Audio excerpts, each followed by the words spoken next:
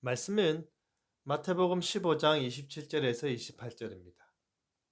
여자가 이르되 주여 올소이다마는 개들도 제 주인의 상에서 떨어지는 부스러기를 먹나이다 하니 이에 예수께서 대답하여 이르시되 여자여 내 믿음이 크도다 내 소원대로 되리라 하시니 그때로부터 그의 딸이 나으니라.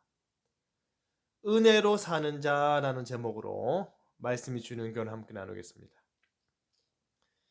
예수님께서 여러 마을을 방문하시며 하나님 나라를 전파하셨습니다. 그런데 오늘 본문은 그 복음의 역사가 유대인들이 아닌 이방인에게 나타나고 있음을 말하고 있습니다. 예수님께서 바리새인들과 서기관들과 논쟁을 벌였던 가버나움을 벗어나 두로와 시돈 지방으로 가셨는데 이 말은 유대인의 지역에서 이방인의 땅으로 들어가셨다라는 말입니다. 그런데 그곳에서 이 가나안 여인이 자기가 살던 땅에서 예수님을 만나러 그 먼 길을 와서 자신의 불쌍함을 부르짖습니다. 주 다윗의 자손이여 나를 불쌍히 여기셔서. 일반적인 높임말인 주를 다윗의 자손과 함께 부른 것을 볼 때에 그녀는 예수님을 오실 메시아로 이해하고 있는 것 같습니다. 놀라운 것은 당시 유대 땅의 유대 지도자들도 예수님을 메시아로 인식하지 못하고 거부하던 시기에 이방인의 땅에서 경멸받던 이방 여인이 오히려 예수님을 메시아로 알아보고 순종하고자 한다는 것입니다. 이 여인의 외침은 나를 불쌍히 여기소서였습니다. 이 당시로 볼 때에 이방인으로서 유대인인 예수님께 찾아온 것은 굉장히 파격적인 일이었습니다. 이게 어떻게 가능할까요? 절박했기 때문입니다. 하지만 예수님께서는 23절에 한 말씀도 대답하지 아니하셨습니다.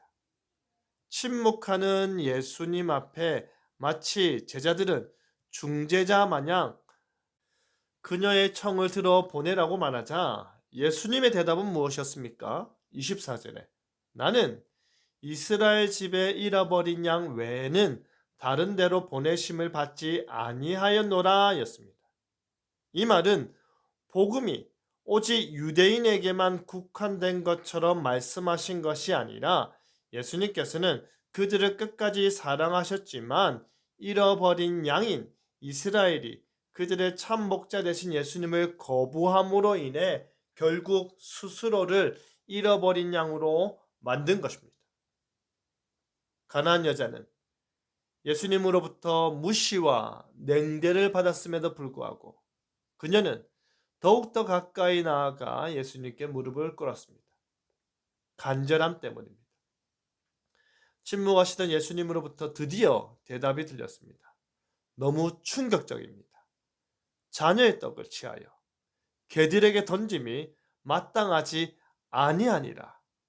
비록 본문에서 사용된 개라는 단어가 이방인의 자녀를 의미한다 할지라도 개라는 말은 굉장히 좋지 못한 어감임에 틀림없습니다. 하지만 이 가나안 여인은 그것이 문제가 되지 않았습니다. 왜냐하면 자신의 애통함이 그 비참한 말조차도 감내할 수 있을 만큼 컸던 것입니다. 성경에서 이렇게까지 극도로 자신을 낮추는 정말로 큰 겸손의 행위는 없습니다. 왜냐하면 엄마이기 때문입니다. 그만큼 간절했기 때문입니다. 이 여인의 이어지는 대답은 바로 그러한 개 역시도 제 주인의 상에서 떨어진 부스러기를 핥아 먹는다는 것입니다. 여인의 말은 이렇습니다. 저는 아무 권한도 없습니다. 하지만 그 땅에 떨어지는 부스러기라도 나에게 주시옵소서. 그것이 나에게는 큰 유익이 될 것입니다. 이에 예수님께서 놀라시며 대답하시기를 내 믿음이 크도다. 내 소원대로 되리라 하십니다. 우리 성경에는 없지만 원문을 보면 예수님께서 오 여자여 라고 감탄하셨습니다. 백부장의 경우와 마찬가지로 이 가나안 여인의 믿음은 예수님으로부터 큰 칭찬을 불러 일으켰습니다.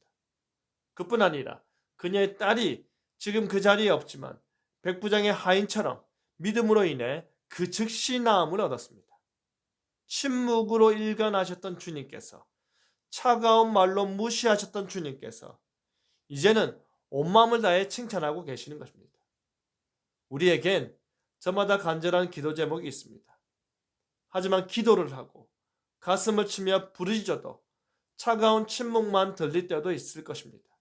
그럼에도 불구하고 그 모든 비참함과 어려운 과정들을 견뎌내시고 오직 하나님의 손에서 흘러내리는 부스러기 은혜라도 감사히 바라길 바랍니다.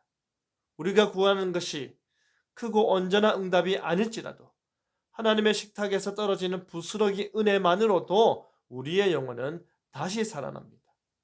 그 부스러기 은혜에 만족하며 매달릴 때 우리는 비로소 은혜를 요구하는 자가 아니라 은혜로 사는 자가 됨을 배우게 됩니다.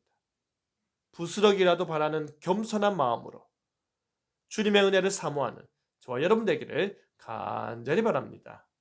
아멘.